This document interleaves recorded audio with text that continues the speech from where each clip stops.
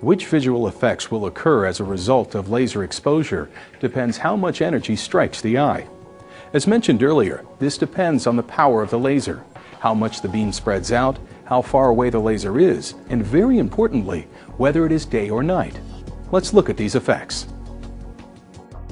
The first effect is the sudden appearance of a bright light. Let's see that again. Note that the runway is still visible. However, an event like this, when unexpected, may cause a startle response that can distract a pilot, even if the light is not bright enough to cause significant glare. Also, the fact a bright light appeared unexpectedly may generate fear that an even brighter light may be coming. In this example, the light is being flashed intermittently. This is typical of most laser strikes on cockpits because, as we showed earlier, it is very difficult to maintain a small beam on a small moving target at long distances. The visual effects of a laser are many times greater at night. In this footage taken inside the FAA 737 simulator, we see that during daytime, even a bright laser that is on continuously does not significantly impair vision, and the pilot is able to continue with his takeoff. However, most laser incidents occur in the evening, so we will continue with our effects examples taken in a night situation. As laser intensity increases, glare can become a problem. Glare is an obscuration of vision that is like a veil of light placed over part of the visual scene. Glare is present only while the laser is on. The amount of area obscured will depend on the intensity of the laser light. It will also depend on its color. As stated before, green light is more effective than red or blue light in stimulating the visual system. Therefore, a green laser of the same power as a red laser will create more glare. As laser intensity and glare increase, a point is reached where the eye can no longer respond normally when the laser is turned off. The result is a phenomenon called flash blindness. Flash blindness is a temporary loss of vision that continues after a laser is turned off. After the exposure, there is an after image that varies in size and duration depending on the level of exposure and color of the laser. The effect is similar to what occurs after exposure to a camera flash, only it can be much greater in magnitude and duration. Even so, recovery time of functional vision is usually rapid. The after images lose strength quickly and can be seen through even though they may persist for several minutes.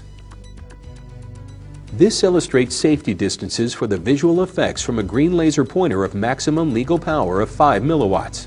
As you can see, it is extremely unlikely that a pointer could cause eye damage.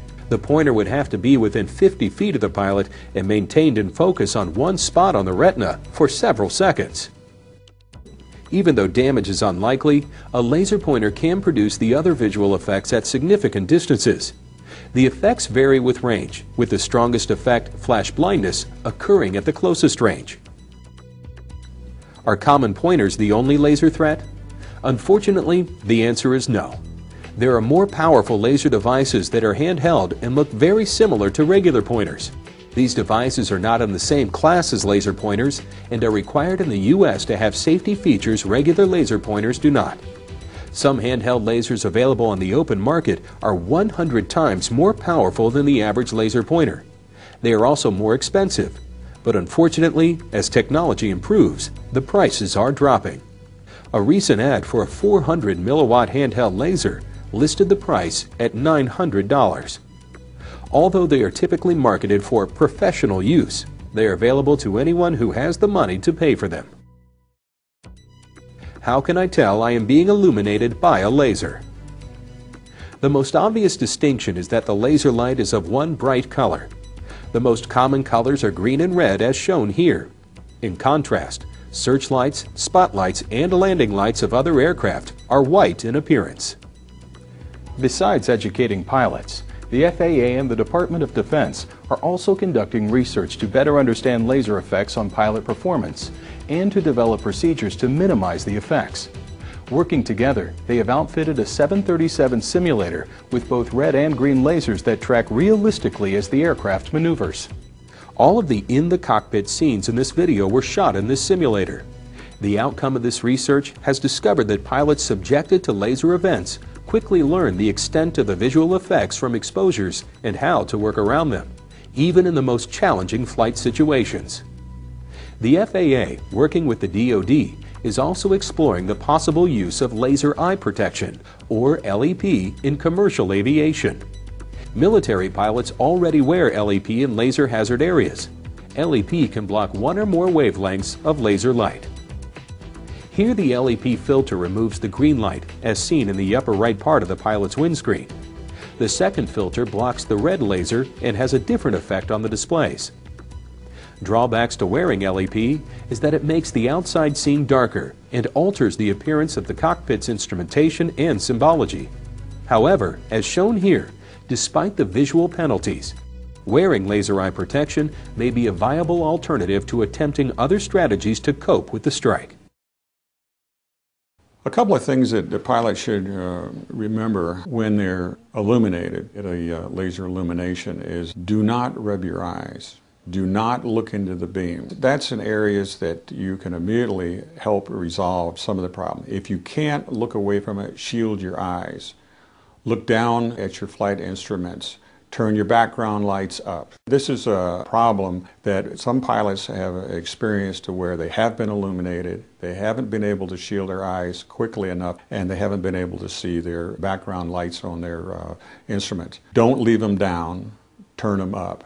Some of the things you do want to do is get your autopilot on, communicate with the other pilot to transfer control of the aircraft, and to ascertain which one has the best visibility time.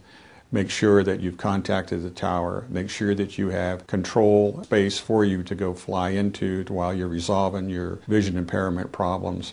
And also check your aircraft, because during this time of the visual impairment, you may have been in a turn or in an unusual configuration to where you may have lost your airspeed, or you may have climbed up, or you may have descended rapidly, and you want to be able to reestablish the normal profile of the airplane.